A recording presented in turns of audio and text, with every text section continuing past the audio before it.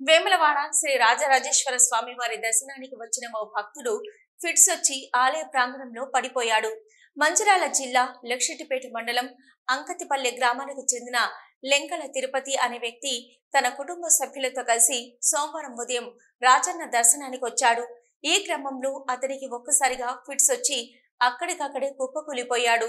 రాజన్న ఆలయానికి కేసీఆర్ జన్మదినం సందర్భంగా చేరుకున్న బీఆర్ఎస్ నాయకులు దీనిని గమనించి కుటుంబ సభ్యులు ఇతర భక్తుల సాయంతో పుటబుట్టిన చికిత్స కోసం ఆటోలో ప్రభుత్వ ఏరియా ఆసుపత్రికి తరలించి చికిత్స అందించారు.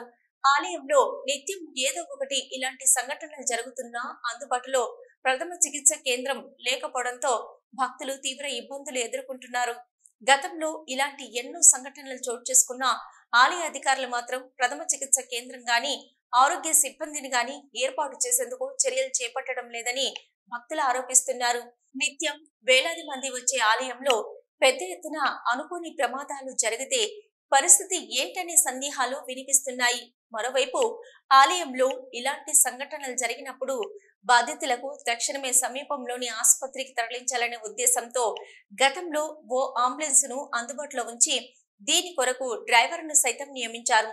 అయితే ఆలయంలో నిత్యం ఏదో ఒక సంఘటన జరుగుతున్నా సదరు అంబులెన్స్ మాత్రం భక్తులకు సహాయపడటం లేదు. దీంతో అత్యవసర సమయాల్లో 108 వచ్చే వరకు వేచి చూడవలసిన దుస్థితి నెలకొంటుందని ఇప్పటికైనా ఆలయ అధికారులు స్పందించి అంబులెన్స్ కండిషన్లో ఉంచి భక్తులకు అందుబాటులో ఉంచేలా చర్యలు తీసుకోవాలని కోరుతున్నారు.